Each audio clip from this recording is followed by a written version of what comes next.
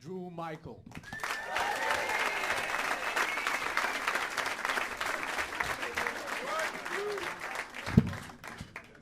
Thank you very much. Hey, everybody. One more time for James and Ali. Give it up for both of them.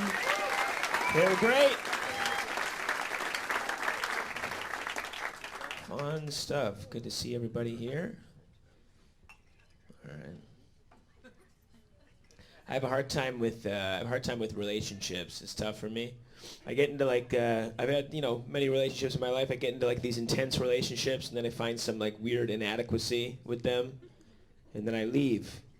Clearly my issue. It's clearly my issue. Something's wrong with me, right? So I started seeing a therapist to talk about it.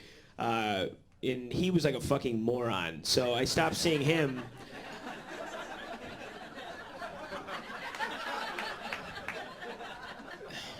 It's like his cycle continues.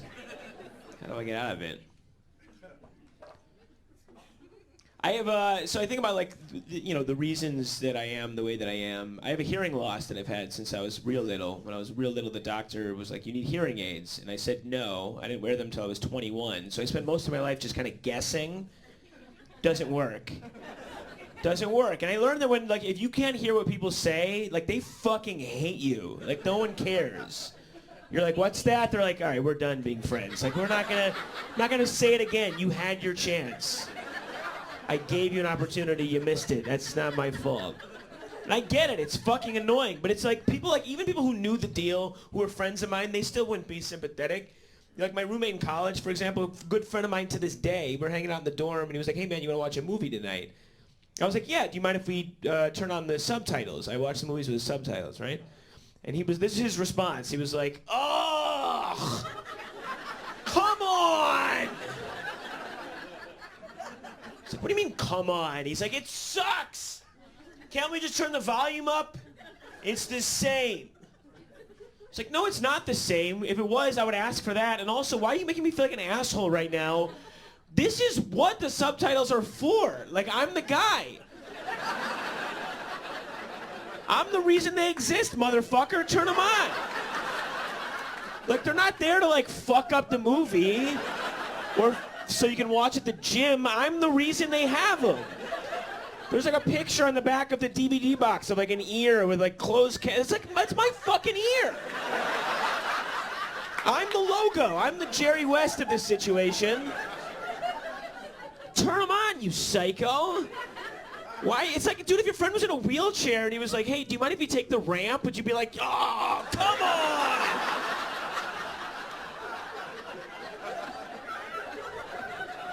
It's like around the building, the door is right here. Can't we just pick you up and throw you? It's the same. No, it's not. Turn on the subtitles, man. I want to see when acoustic music is playing.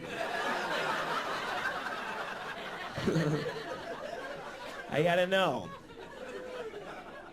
How else am I supposed to understand Inception? Right, they have like the parentheses strings, and you go like, "Oh, he was dreaming."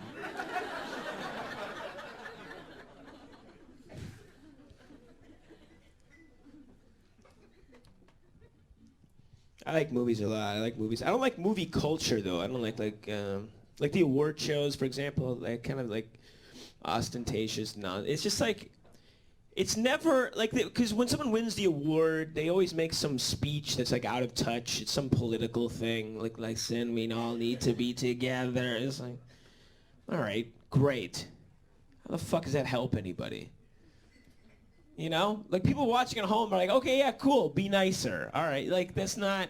It's never anything anyone can use. I would love to see that speech, like a pragmatic, helpful speech where someone wins the award. Like, first of all, I want to thank the Academy. This is an honor. It's a huge honor. My director for inspiring me every step of the way. And listen, something we need to talk about to everybody, listen, you can change your own oil. You don't have to go to the mechanic.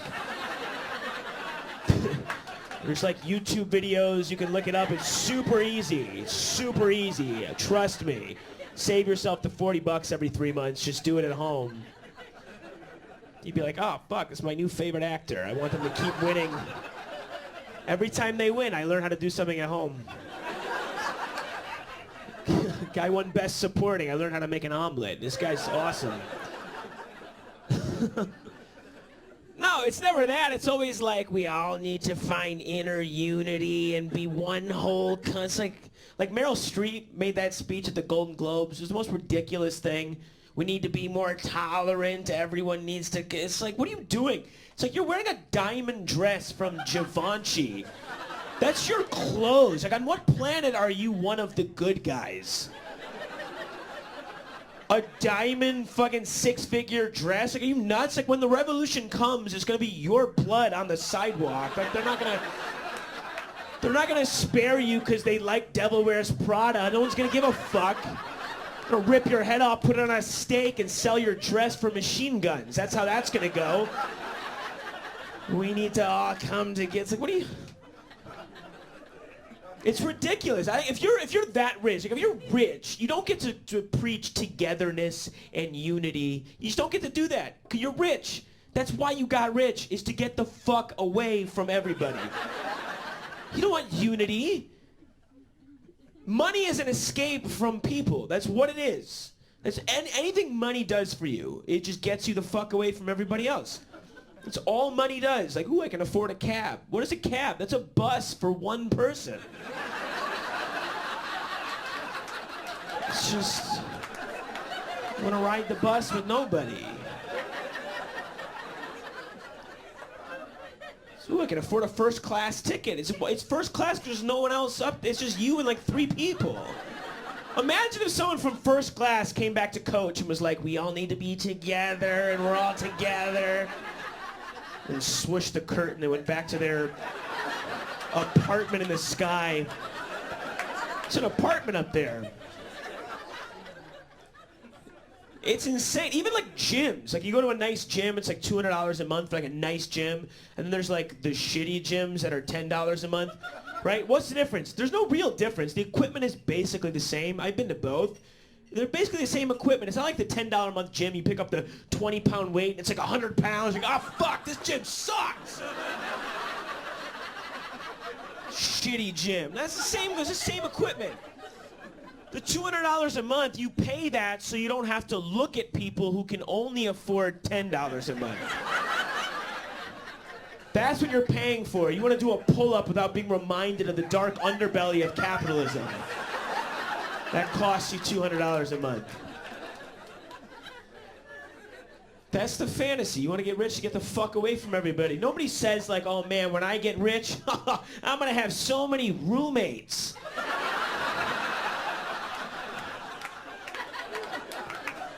That's togetherness. That's unity. I'll try to I got nothing against rich people. I'm just saying you can't have it both ways. You can't be in one class and then try to be like, well, I'm with the people too. It's so terrible. They have no money. It's like, you fucking have it all.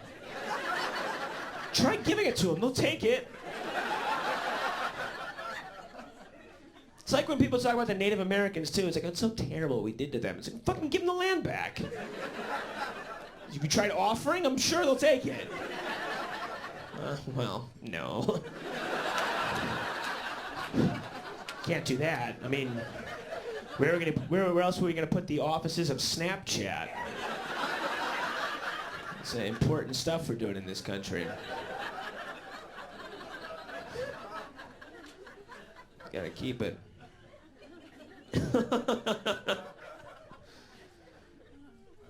There is like that whole like Hollywood liberal culture is like, it's fucking insane. I mean, that's kind of like where I work in that area, and it's like these people are out of their mind.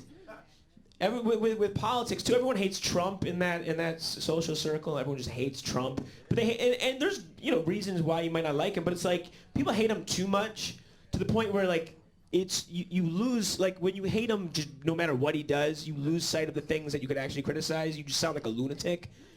People sound like lunatics. They just hate him. They fucking hate him. And it doesn't matter what he says. There's a perfect example. 3 weeks ago, Trump tweeted an article that said Trump vows to put an end to the epidemic of human trafficking, right? And then you read the comments and people are like, oh, fuck you! How? How? Shut up!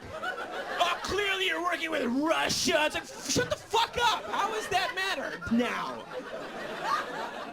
That's a good thing. Ending human trafficking, I'm fine with that.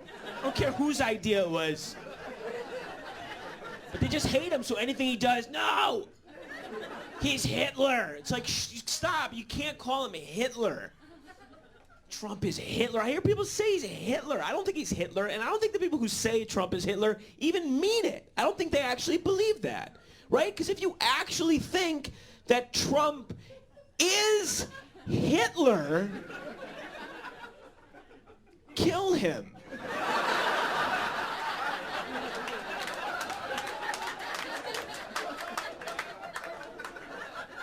Right? He's Hitler. That's what you do with Hitler. You kill him. The whole campaign, people are like, he's Hitler. It's like, well, fucking don't leave it to a vote.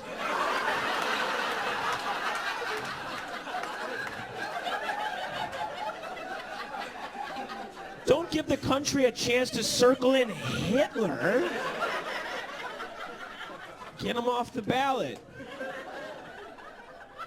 And the same people who say Trump is Hitler are the same people who say, like, if I can go back in time, like, I'd kill Hitler. It's like, would you? I feel like if you can go back in time, you would make fun of Hitler with a meme. It seems to be how you dealt with this one. I'd retweet Elizabeth Warren to stop Hitler. Take down Hitler with this parody song.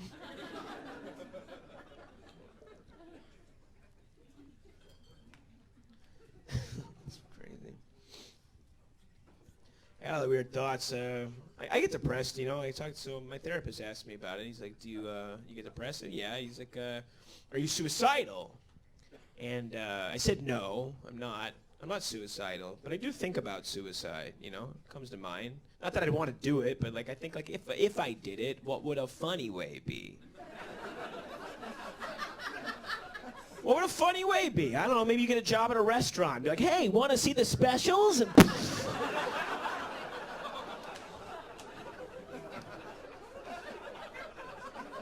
And maybe you go to the top of a water slide, and as you're about to go down, like blow your head off and make the corpse go like through the whole course of the slide, like all the turns and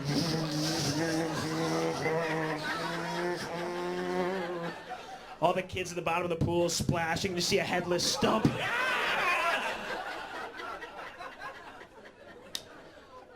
Yeah. You know, funny.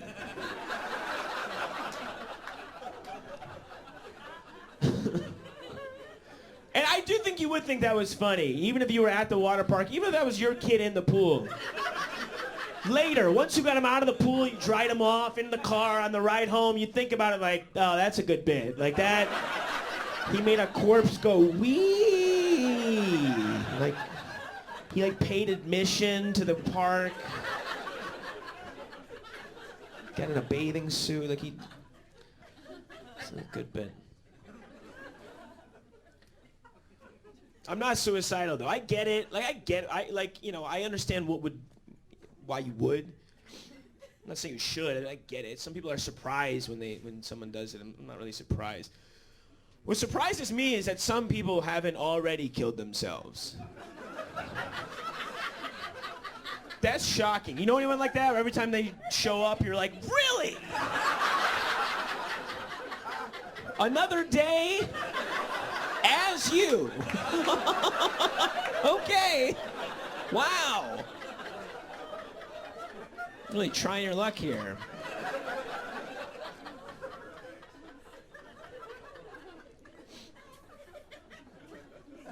I get it. And I think I also feel like I should mention that I'm not an insensitive person. I understand that suicide is a tough subject to talk about and joke about, especially. Sometimes people get offended when you make a suicide joke, and I think that's okay. You're entitled to feel how you want to feel. But what's interesting to me is I've noticed that the people who get offended at suicide jokes, it's never suicidal people. It's never like someone dealing with it themselves. It's like suicide adjacent people, right? Suicidal people fucking love suicide jokes. love them. And you know why? Because it's kind of their thing. Seriously, everyone has a thing. Like if you're married, maybe you like jokes about marriage. You'd be like, oh, honey, that's so us. Or whatever, you know? Yeah, suicidal person hears a suicide joke, it's the same thing. It's like, oh, well, I can't tell anyone, but that is so me. You're gonna find out in a note how good that joke really was, and then really regret not laughing more later. It's cathartic. No, that's the point. The point is that it's a cathartic thing. If you're dealing with those private, painful, personal, dark thoughts, to hear them talked about and made light of in a public forum, it's cathartic. There's a release there. You feel connected to something, so it feels like there's some kind of a release of the tension. The people who get offended are the friends and family of the suicidal person. I had a woman at a show once. She was like, that's not funny. My nephew killed himself. Do you think that's funny? I was like, what? No, I didn't know that happened. I'm not talking about that. That's not funny. That is actually incredibly sad. You know, mostly because you know who to love these jokes is your dead nephew. Like, that's the person. That's the person they're for. Yeah, my target market is missing. Tragic. And maybe if he would have heard these jokes, he wouldn't have felt as alone as he obviously did. My point is, if you don't like a joke, that's okay. Just let it go over your head so it can hit the people behind you that it's meant for. Don't block it with outrage and let it go. Right? That joke isn't for everybody. Kind of like being alive. You know, there's a lot of parallels. There's a lot of parallels. And I feel like there's some people at this point who really, really hate this joke, and they just want it to end. And, well, yeah, now you know how suicidal people feel about life. And I understand the content here is charged, but structurally that joke is bulletproof. And I think we need to acknowledge that. We don't have to love the message, but let's appreciate the architecture, because it's pretty. Joke is kind of like the Catholic Church, right? Where it's like, yeah, I don't like what they're saying, but oh, wow. It's beautiful.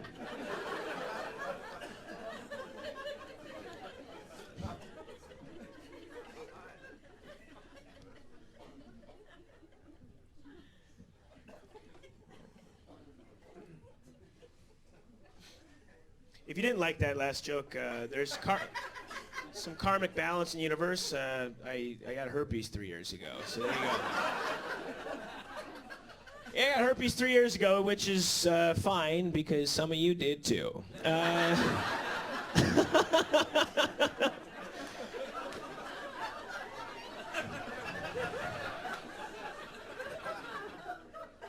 20% of people have it. That's the number. And most people who have it, 90% of the people who actually have it don't even know that they have it, which is fun because there's a lot of people who are like, well, thank God it's not me. And it's like, well, maybe.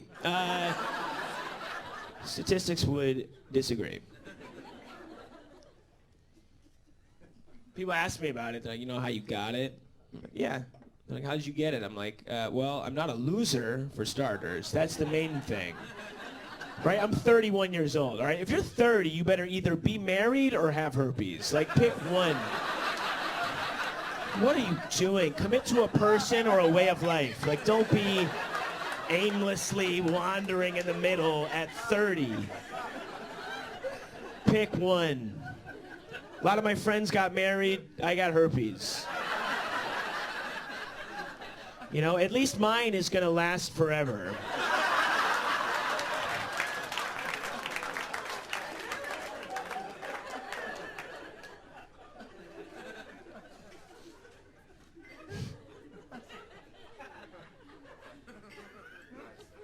I like to talk about it though because it's a weird thing. It's like a stigmatized thing for seemingly no reason. Like there's a lot of shame built around it, which I don't think there should be because it's not as bad as they make it seem. So it's like kind of like a overhyped thing, and a lot of people get weird about it. And I think if you do have it, you shouldn't let it define you. You shouldn't let it change your sense of self in in any way, and it's really not that big of a deal. And if you don't have it, get it, you know? Because why not? Like, what are you afraid? Like, everyone's afraid. That's the thing, is there's this fear of one day getting it. And the fear of getting it is worse than having it. The fear is overwhelming. It's, everyone's like, I don't want to get it, but never get it. It's like, well, all right, I have an answer. Just get it, and then you never have to worry about getting it ever again. The fear is over. Also, if we all got it, then it's kind of like nobody has it anymore. Which is a cure.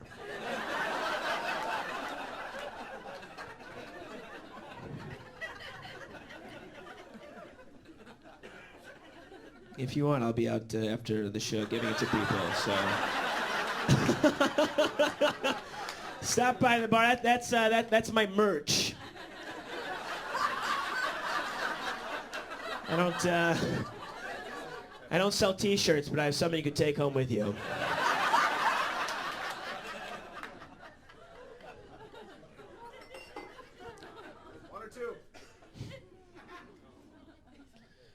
People ask weird questions about it. My friend asked me, is it hard to date now? I'm like, what are you, nuts? Is it hard to date now? It's like, you know me. You know my personality is the problem.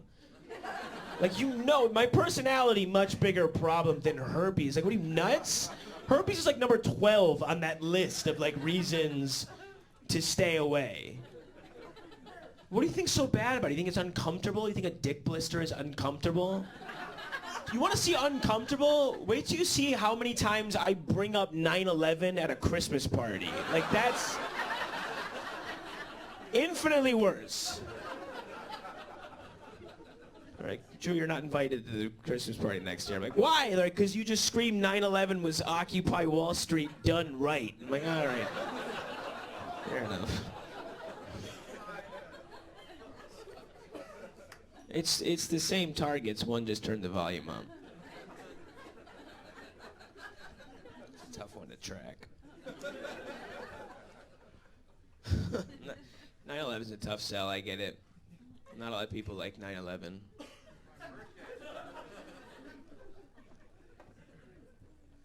What do people like, though? Star Wars. Everyone loves Star Wars. I used to love Star Wars as a kid. You know, I was like growing up. I would watch the movies. I would have like fake like lightsaber battles with my brother. You know, I would fucking be in Star Wars. It was epic shit. And you'd always identify like the good guys in Star Wars was like Luke and the rebels, and that's who you would like want to be. You want to take down like Darth Vader and the Empire and shit. That's how it was set up, right?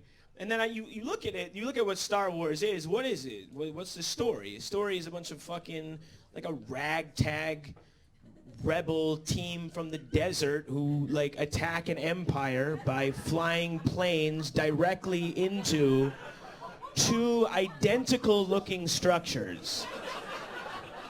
And those are the good guys. That's the fucking good, we cheer for that. So my point is, it's not, like, look, you don't have to like 9/11, but what I'm saying is if you don't like 9/11, then you can't like Star Wars. I think that's fair. And agree or disagree, my other point is that none of you are thinking about the herpes anymore. And I think that's the important part.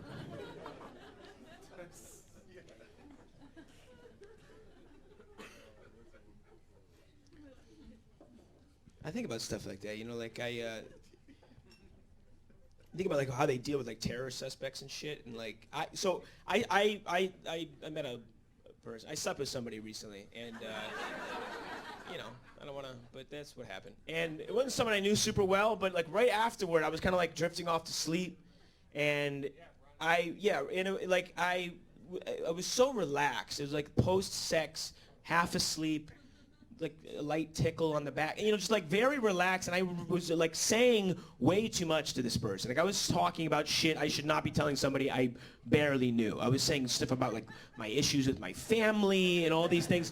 I was like, my Gmail password, like it's just everything was coming out. And the next morning I was like, what the fuck did I say to this person?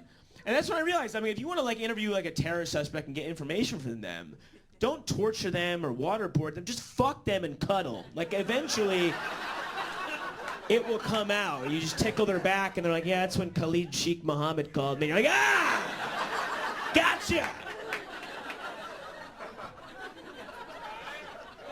Jesus, this is your job? That's a tough economy. Found this gig on LinkedIn.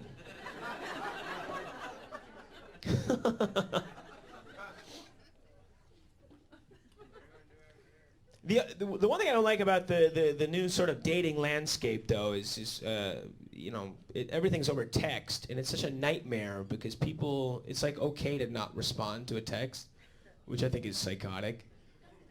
To not respond, it's like insane. You text somebody and they might not respond for like 4 hours or 9 weeks, or it's like, which is a jarring shift because like if you talk to someone in person, you're like, hey, you want to go out sometime? And they were just like, for like 4 months, you'd be like, fucking psycho. But with text, you're like, I'm looking at your box and it's just nothing, no dots, nothing. I had a girl, I asked her out over text and then she didn't respond, but then like a day later she liked my oldest Instagram photo. And so I was like, hey, did you just like my Instagram photo? And she didn't respond to that. I'm like, this is psychological terrorism on a level that the CIA would be envious of.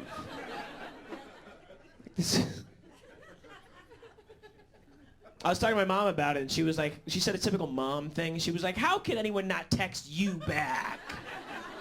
You're so handsome. Yeah, a lot of good that does to me, you know? It's a biased viewpoint. Of course you say that. You want to fuck me. Like...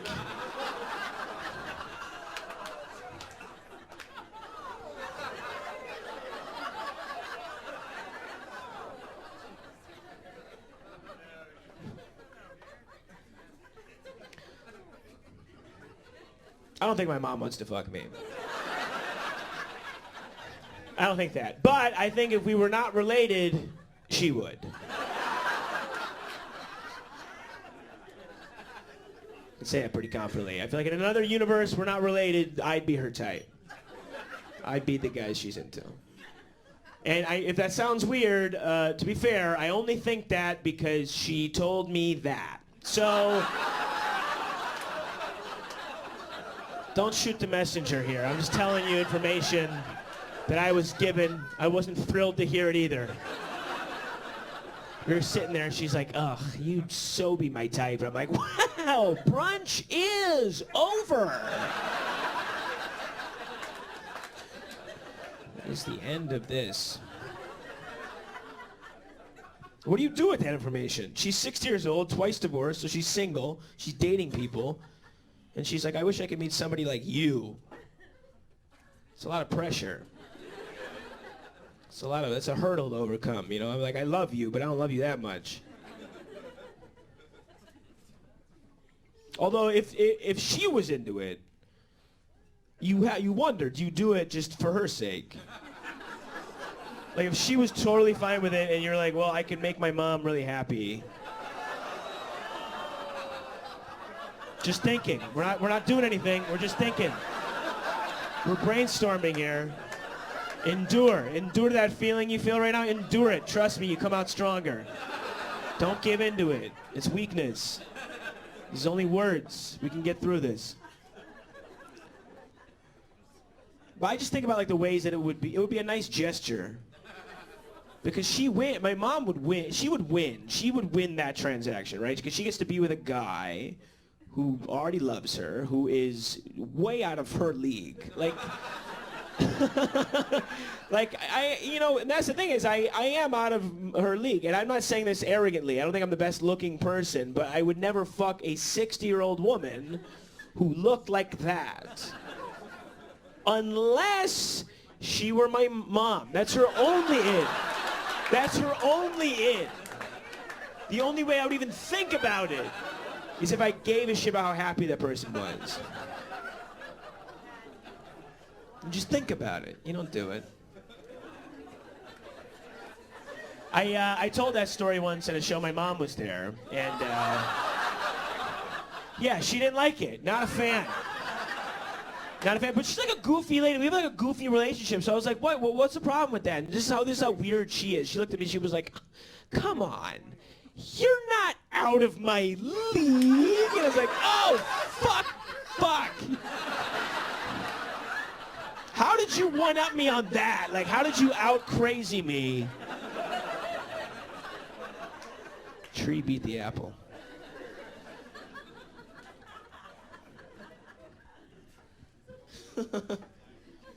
See, you did it. Weirdest part of the show. You made it through. You guys are heroes. Yeah. But like that's the thing is I'm pretty open about it. I'm a weird guy. I have weird relationship issues. I have intimacy issues. I have a hard time, with actual intimacy. What's interesting about intimacy issues is your brain doesn't tell you that that's what's going on. Your brain doesn't say like, hey, we have intimacy issues, right? Your brain will just come up with these fun phobias that you have to decide, are those real things that I don't want, or are those just projections of my own insecurity that I need to work through? And it's hard to know which is which, and that's why therapy can be helpful. Therapy can be helpful because it helps you decode your phobias, right? This is what therapy does for, like, you ever see Scooby-Doo? The old Scooby-Doo. Right, so the last scene of Scooby-Doo is the same, the last scene of every episode where they're like, it's a ghost! And they finally take the mask off. They're like, oh, it's just the guy who owns the bakery, or whatever. It's the same shit. That's what therapy does, but for your emotions. Right, you're in a relationship, you're like, she's kind of boring. And therapy's like, bop, and you're like, oh, no, my parents just never showed me how to love. Thought she was bad at telling stories. Turns out I have no foundation.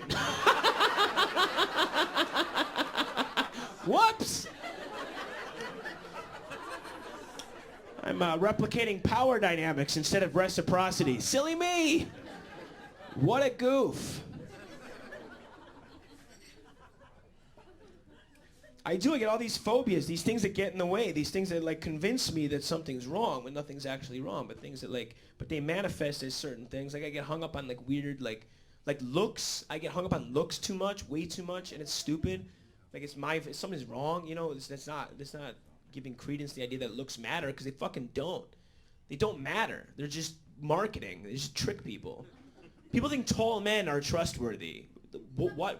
Why? There's more of him. He must be telling the truth. Like, no. No, he just lies from 6'3" or whatever. Like the lies they come down. Looks don't matter though. Like I look at a girl's face, and if I like the face, I'm more interested in what they have to say, which is fucking crazy, because it doesn't matter. The face isn't determining what's coming out of it. The face isn't determining the ideas. The personality is much more important than your face, but the face is the first thing you see, so it's the first thing we can judge somebody on. I think it should be the other way around. I think the body is designed fucked up. Like it should be like your personality is what you should see first. Like, your personality should be your face. Like your personality should be printed here on your skull. I want to look at you and be like, I know you. I want to see you at a party here. I don't want to see flesh and symmetry. I want to see a fucking who you are. I don't want to see hair. Listen, hair is the dumbest. It's the dumbest shit.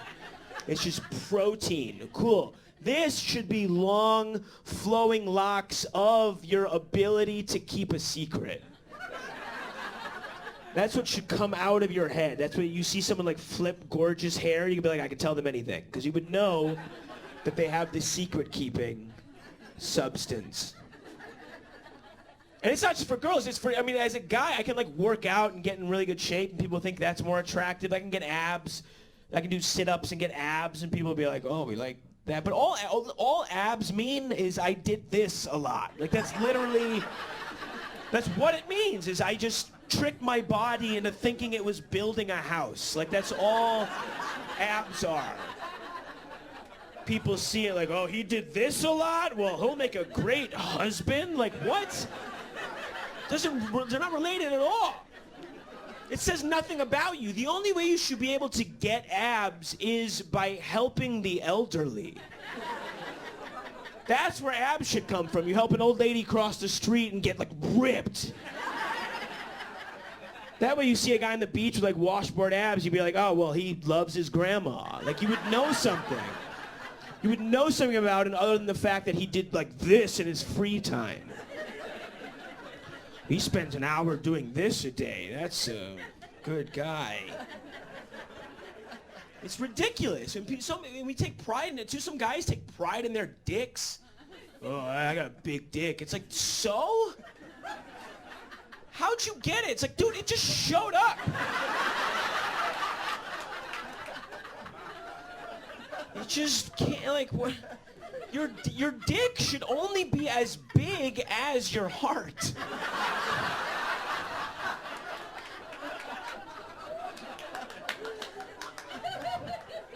Right? And it should only be as girthy as your capacity for change.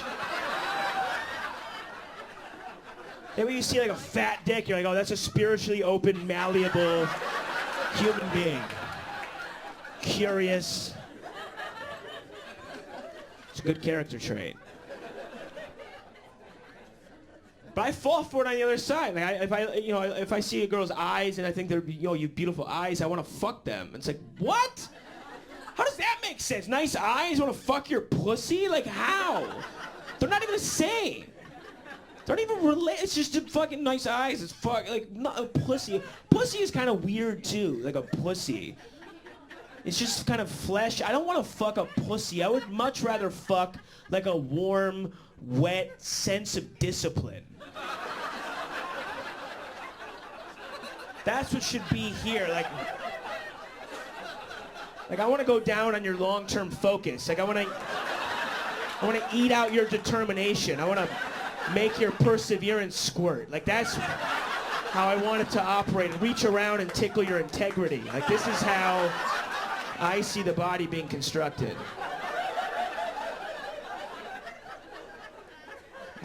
I want a character trait is all I'm saying. I want to know something about you.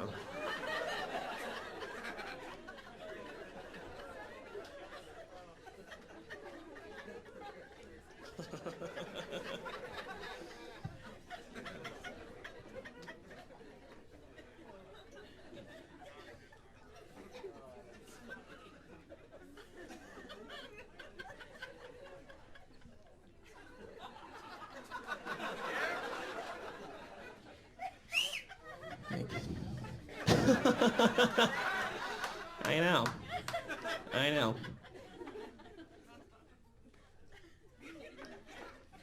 But okay, so where does that come from? What is all that about? It's fear, right? I talk about a lot of shit up here, but it's a lot of these issues I talk about. It comes from fear. It's all fear, right? I have all these.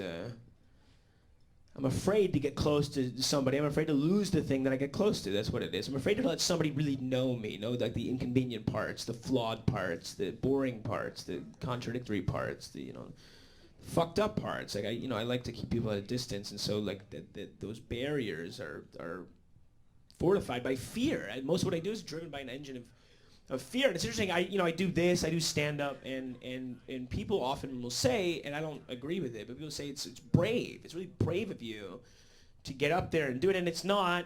I'm not brave. I have no other options. Like this is really, I'm gonna yell at you here or a street corner. So this is just best case scenario of that.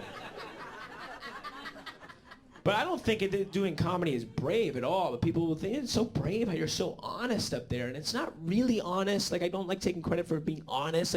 Like you wouldn't want comedy to actually be honest. Like right, if my comedy were truly honest, my whole set would be me just like sobbing in my father's arms. Like that would be the only honest bit I could do, just weeping in the arms of a man I'll never really know. Like that's you don't want honesty. You want to see honesty like kicked down a flight of stairs, or you want to see honesty dressed up in clown makeup.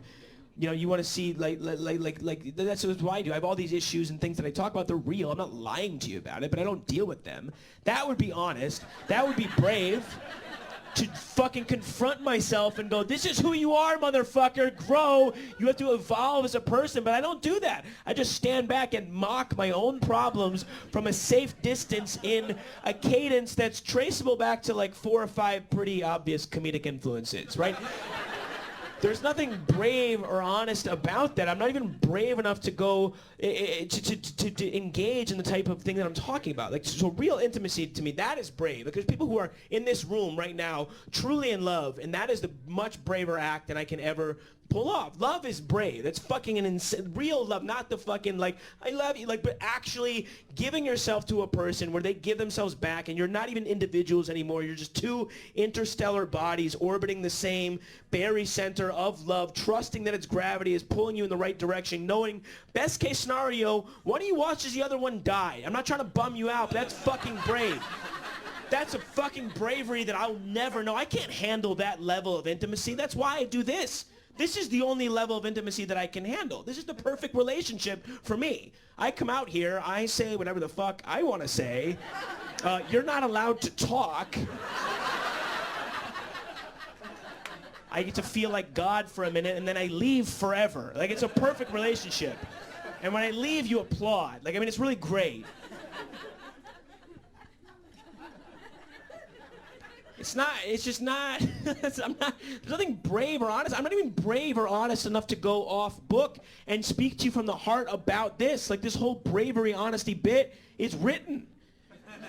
I wrote it out, and I'm just telling you what I wrote. That's all I'm fucking doing. Even this part now, I'm like, oh, I wrote that? It's like, I fucking wrote that too. Like, that's all part of the illusion. You guys have been a lot of fun. Thank you so much. I appreciate it. You guys have been amazing. Keep it going for your wait staff. And everyone here at Acme, I love you all. Goodbye.